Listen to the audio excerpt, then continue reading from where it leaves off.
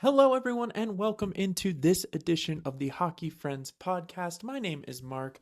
Thank you so much for being here. I'm so excited that you're here for yet another episode of the show. Today, I have a really exciting topic for you. I'm feeling a little inspirational. I'm feeling like maybe giving somebody who might need it a little bit of inspiration to keep going, keep pushing, and maybe come back from something that has not gone quite as planned in their lives. So today we are going to talk about three of the most incredible comeback stories in hockey. Hockey is a sport known for players that are resilient, that are able to push through things that a lot of people wouldn't even try to get through. And today we're going to highlight three of those stories. And I'm so excited to tell you about these amazing achievements. Before we get started, though, if you are listening to this on a podcast platform, go ahead and rate and review. That really helps me get this show out to other hockey friends who might be looking for a community to be a part of and a safe place to land in their hockey fandom. And if you're on YouTube,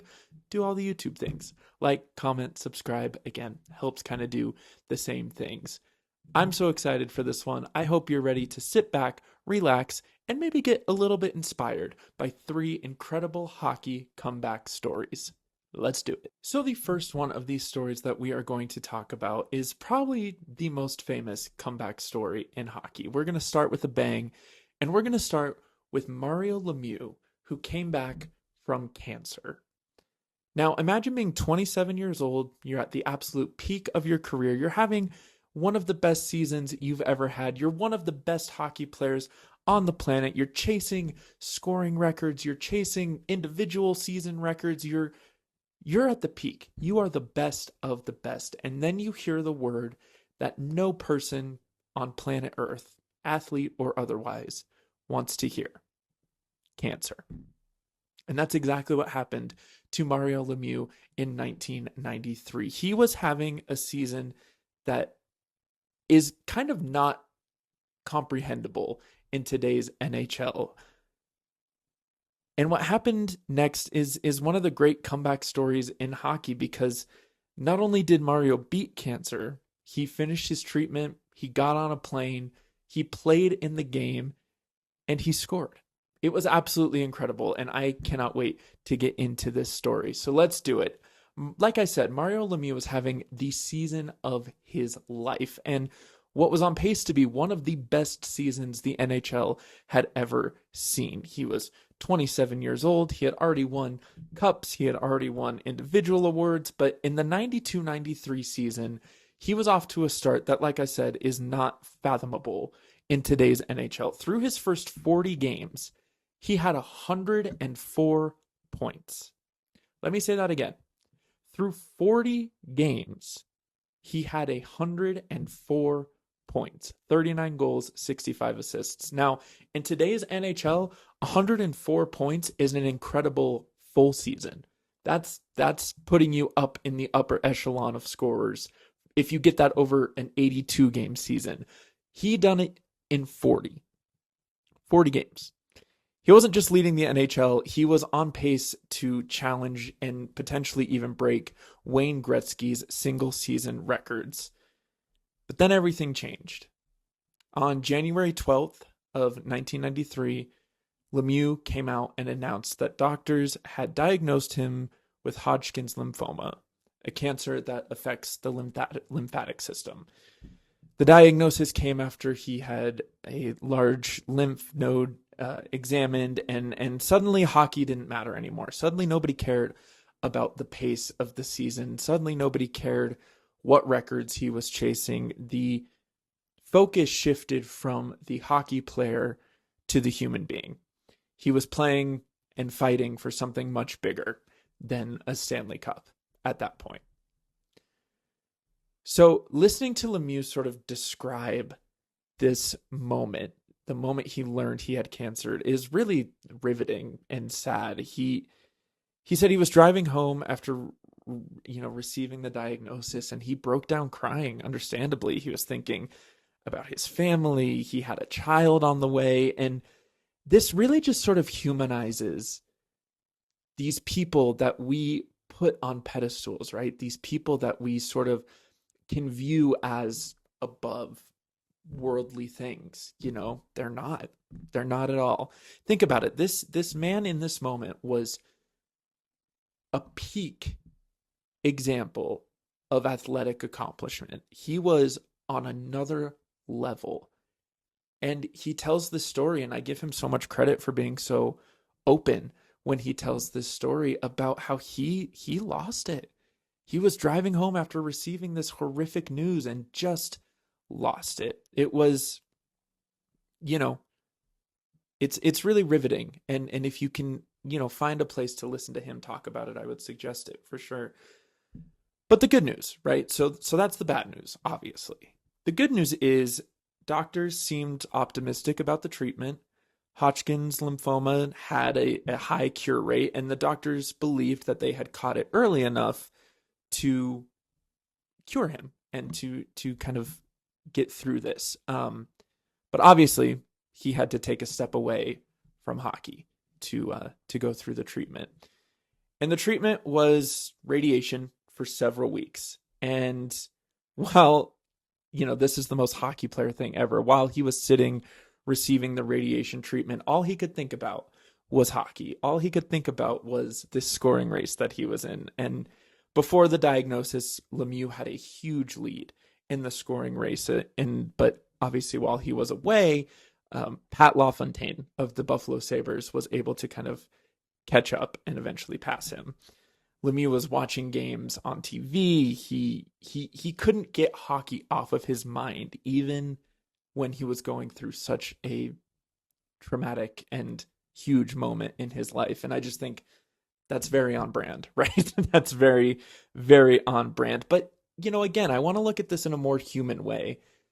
Hockey to Mario Lemieux represented normal life, right? It represented a time before this horrible twist. And it's understandable that that's what his mind was on, not just because it was the sport he loved, but because it represented his normalcy. It represented something that he could cling on to that was outside of this new reality he was living in. So understandably, he was desperate to get back there sooner rather than later. So he goes through all his treatment. Cut to March 2nd, 1993.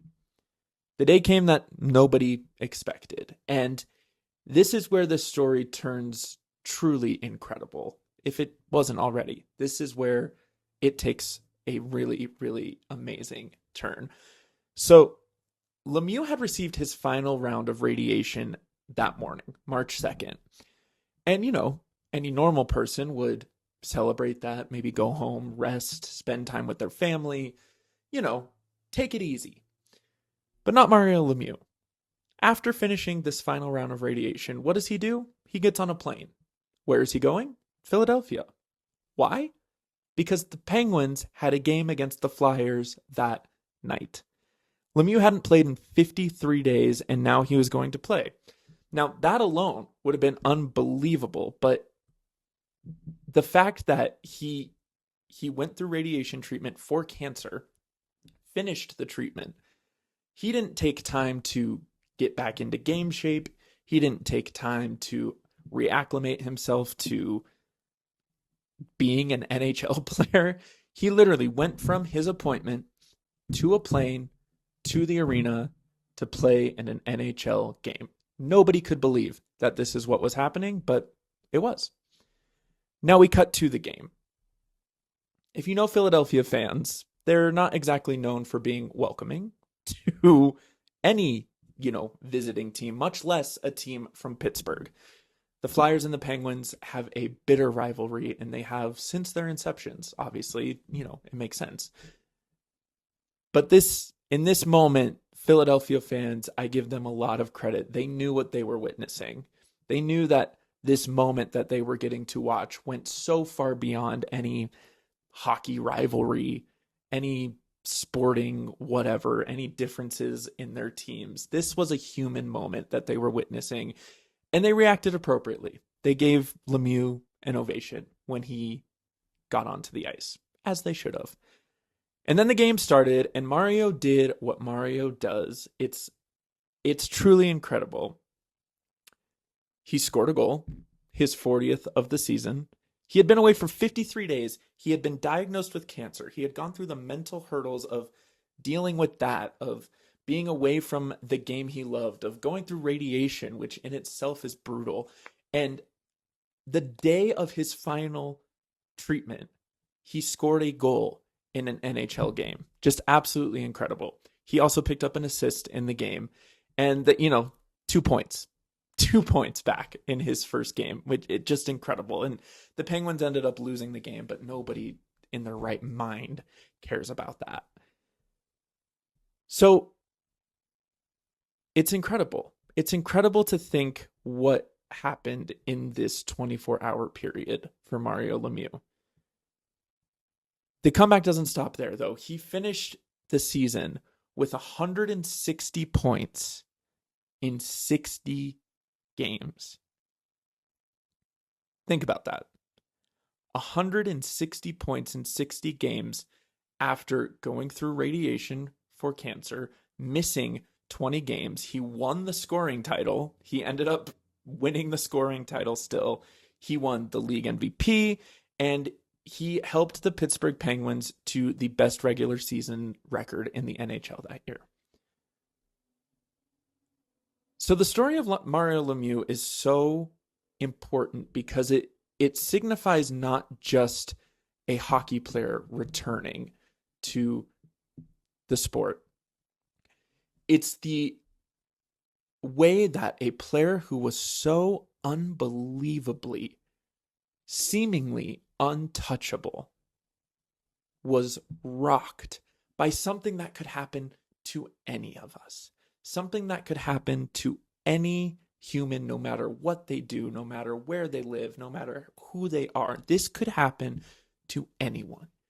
And he persevered, he pushed through, he fought through, he used hockey as a sort of beckoning to get back to help him in his fight. And I think that's something that we can all take away from this story, that it's that idea of finding your why, right? And having something, no matter what you're going through, having something that you can latch onto and cling to motivate you to get through the really hard times, and that you can absolutely come out from the other side and be incredible.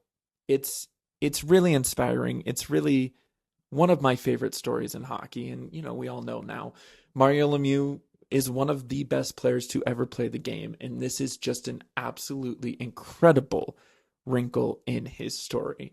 So that is the story of the comeback of Mario Lemieux, from peak performance to devastating cancer diagnosis to absolutely triumphant and historic return. Gotta love it. Now, the next incredible comeback story that we are going to talk about is the return of Peter Forsberg. Now, Peter Forsberg is a legend in Colorado, and this one hits kind of close to home for me because I am an Avs fan, and I absolutely love Peter Forsberg. So let's talk about this. So imagine you're playing in Game 7 of the Stanley Cup playoffs. You finish the game, you win, you celebrate with your teammate, and then a few hours later, you're sitting in a hospital bed because doctors have discovered that your spleen ruptured and that you are bleeding internally. Well, that is what happened to Peter Forsberg, and the story gets even crazier because after the surgery, Forsberg was desperate.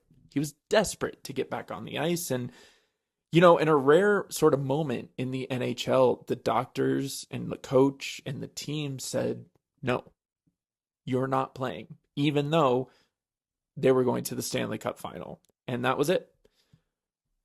But after a year of being off, after multiple surgeries, after being away from the team, Peter Forsberg came back for the playoffs. And when he did, it looked like he had never left. So let's go back. May 9th. 2001. The Avalanche were facing the Los Angeles Kings in Game 7 of the Western Conference semifinals. Now, we all know this Avs team is absolutely loaded. Joe Sakic, Ray Bourque, Patrick Waugh, and right in the middle of all of this, was Peter Forsberg. He was one of the most dominant players in hockey. He was physical. He was so unbelievably skilled. It was crazy. He could take punishment. He could give it back. And most importantly, he was so tough.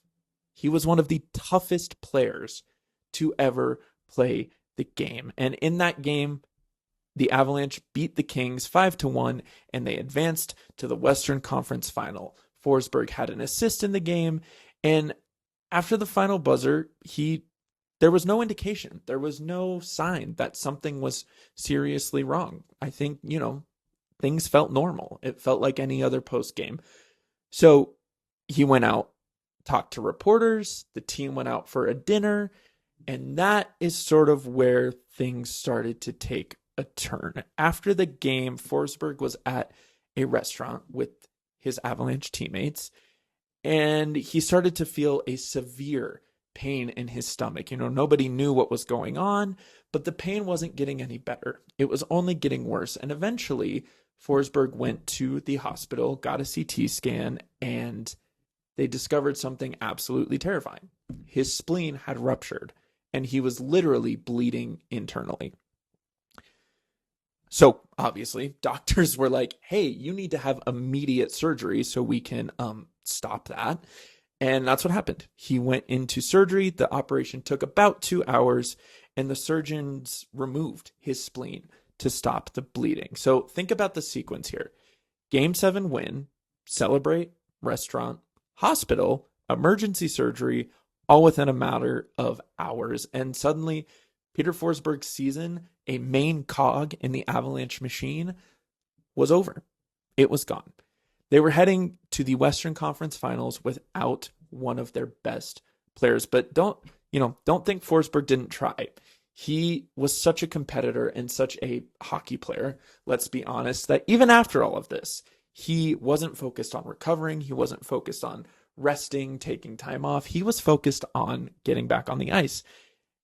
And he wanted to play. He wanted to play so bad. But I actually have to give the Avalanche and Forsberg ultimately a lot of credit, because they sort of went against the hockey mentality norm, and he sat out. They said no. And ultimately he agreed and stopped pushing.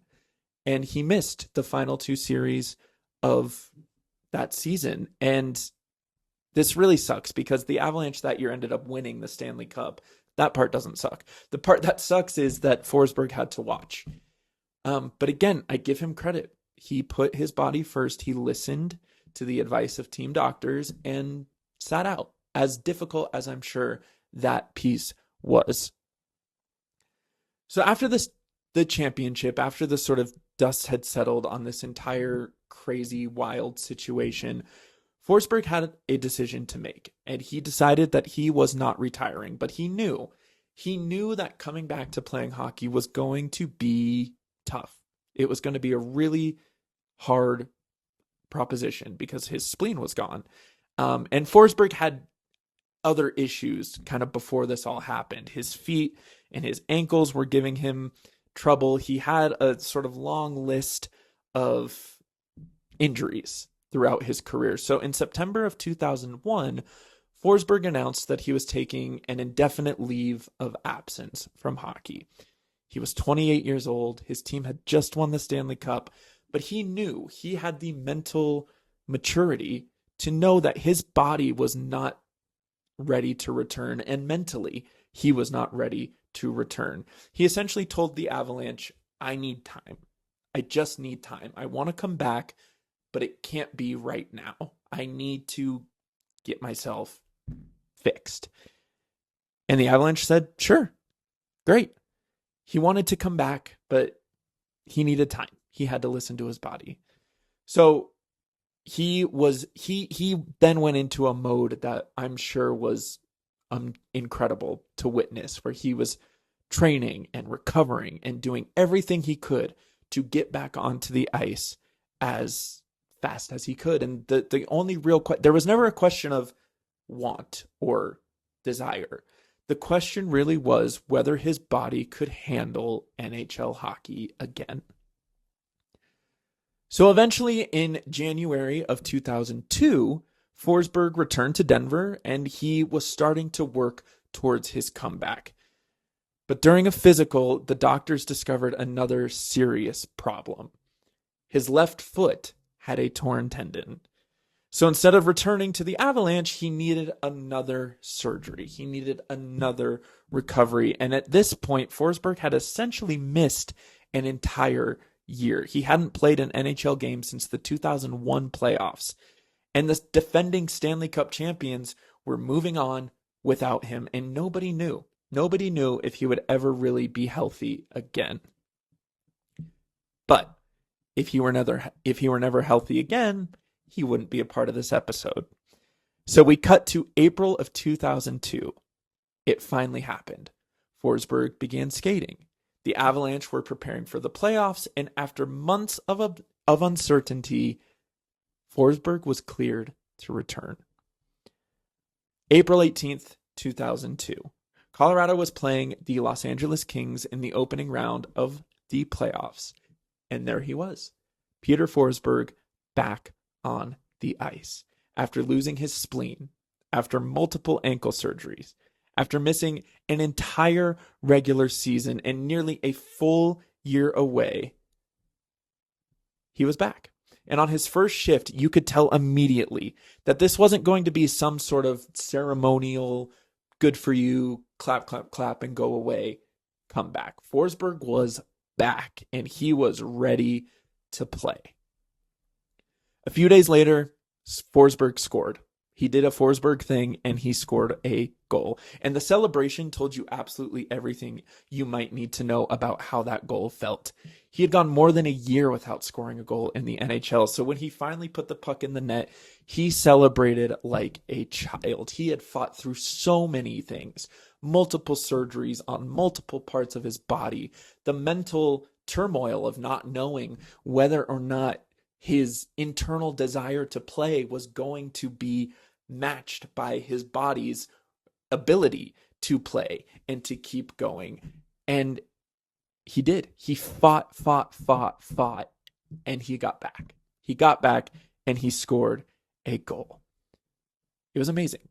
And then he absolutely went off. He dominated in the playoffs in his return. He played 20 playoff games and scored 9 goals. The Avs went to the Western Conference Final that year. And, they lost to the Red Wings. That was in kind of the time of the Red Wings and Avs going back and forth, winning in the Western Conference Final. But Forsberg had proven something. The player hadn't disappeared. The injuries hadn't slowed him down. He was back. He was back. The skill was still there. The competitiveness was still there. He may have had a little bit of a speed bump, but he kept going. And that was amazing. And here's the part that's even a little bit crazier than that. In the next season, the 2002-2003 season, he won the Hart Trophy as the NHL's MVP. So let's think about this timeline, right? May 2001, emergency surgery to remove his spleen. September of 2001, takes an indefinite leave of absence from hockey. January 2002, another injury and another surgery. April 2002, returns for the playoffs, and in 2002-2003, he wins the MVP. What an insane journey. What a testament of mental strength, of mental fortitude. And again, I have to reiterate this because it's so sort of anti the hockey norm. He listened to his body, he listened to the doctors, and he didn't rush his comeback no matter how much he wanted to. So I think that's an example that any hockey player can look to, that taking the time necessary to recover fully can lead you to incredible returns when you come back. So Peter Forsberg, absolute warrior. I love this story, and I'm grateful we got more years of him. All right, friends, the last comeback that we are going to talk about is another story about a player who unfortunately was diagnosed with cancer, but whose comeback and whose leadership in their recovery process is something that everyone can admire. We're going to talk about Saku Koivu. Now imagine walking into an NHL locker room as the captain of one of the most iconic franchises in sports, the Montreal Canadiens. You're 27 years old, you're in the prime of your career, and then almost overnight, everything shifts because you are told you have cancer. Suddenly, hockey doesn't matter, the season doesn't matter, nothing matters but your life. Here's what makes Saku Koivu's story so powerful. While he was battling cancer, his teammates were watching him battle it right alongside them. And somehow, the captain who couldn't play was still leading his team. And then 7 months after the diagnosis, Koivu went back onto the ice and played for the Canadiens. So in 1999, Saku Koivu became the captain of the Montreal Canadiens. He was the first ever European-born captain in the franchise's history, which, if you know any of the history and some of the things that go on around the Canadiens, that's a really big deal. That's a huge deal that he was named the captain. And by the end of the 2001-2002 seasons, he had become one of the most important players in Montreal. And then in September of 2001, everything changed. Koivu returned to Montreal from Finland for training camp and became violently ill. Initially, doctors had no idea really what was happening, but after some tests and some time, he was diagnosed with non-Hodgkin's lymphoma. He was suddenly facing something much bigger than hockey. He would miss almost the entire season, the first 79 games, and the Canadiens had to continue without their captain. But even though Saku Koivu wasn't playing, even though he wasn't on the ice, he still found a way to lead his team. This is the part of Koivu's story that sometimes gets a little bit lost. You know, when we talk about the comeback, we usually focus on April 9th, 2002, the day he actually came back to play, you know, the ovation, the return, the game, but his leadership actually happened during the months before he ever even stepped back onto the ice. Koivu was undergoing aggressive chemotherapy. His body was being pushed to its limits. He was losing weight. He was losing hair. There were moments where he wasn't sure whether he'd be able to do really anything again, let alone play hockey.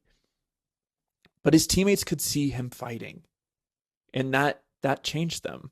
There was a Washington Post report that Canadiens player watched Koivu working out during his recovery, and that pushed them to work even harder themselves. They saw their captain, who couldn't play, who was undergoing immense physical, mental, emotional stress. They saw him continuing to work, continuing to push to get back, and that absolutely inspired them. He wanted to be a teammate again. He didn't want to be treated like a hero. And this is one of the most interesting parts of his story. As his health improved, he wanted to get back to normal. He didn't want every conversation to be about cancer. He didn't want to continuously answer questions about the process of coming back. He wanted to be Saku Koivu again. He wanted to be the captain, the teammate, the hockey player. He wanted his teammates to see him as the same person they had always known, not necessarily as the guy who beat cancer, the guy who had cancer. And that's important because Koivu wasn't trying to make some kind of grand inspirational statement. He was trying to get his life back, and hockey was just part of it. None of what he was doing was for show. He was genuinely just trying to get back to who he was.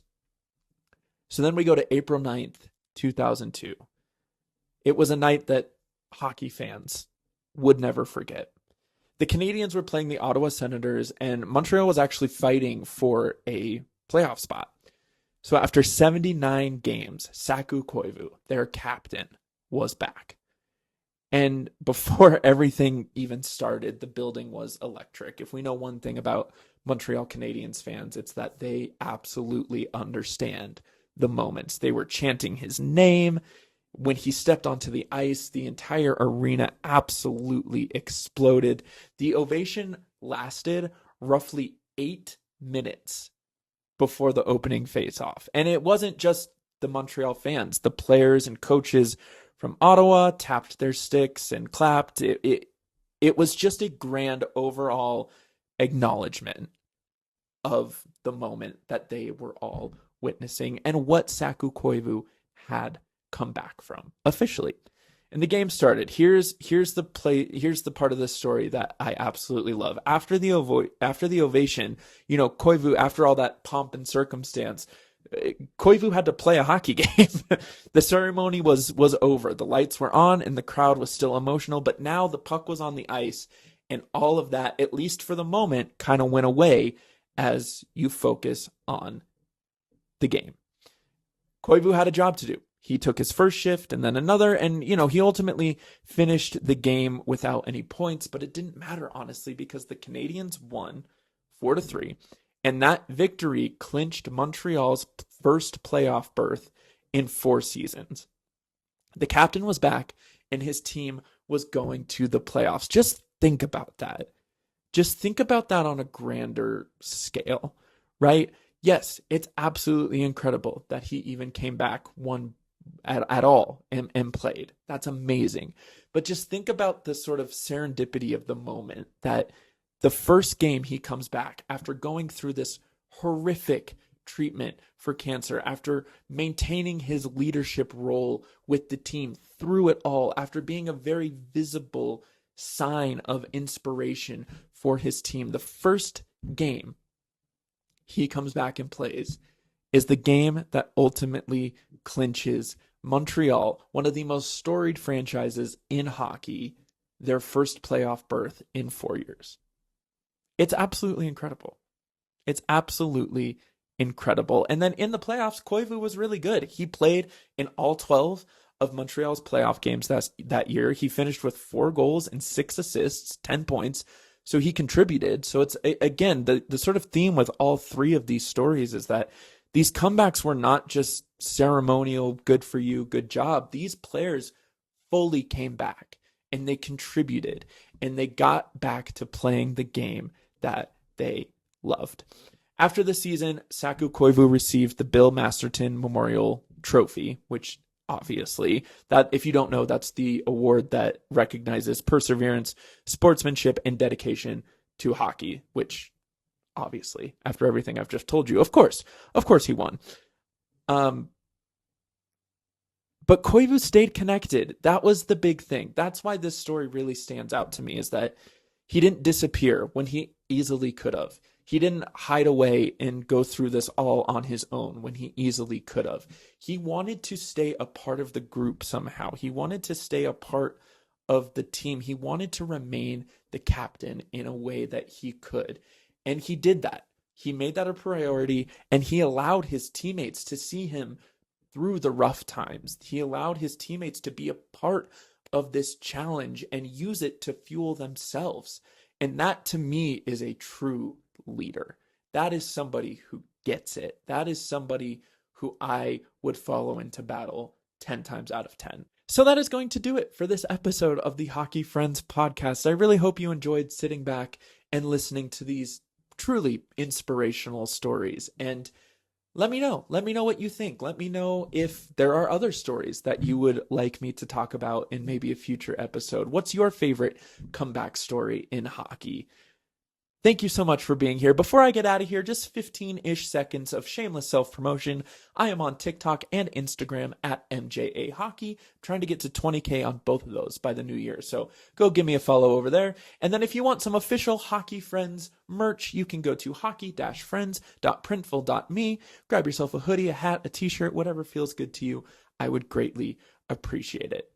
So that is it for this one. Thank you all so much for being here. I hope you enjoyed these stories, and I will see you in the next one.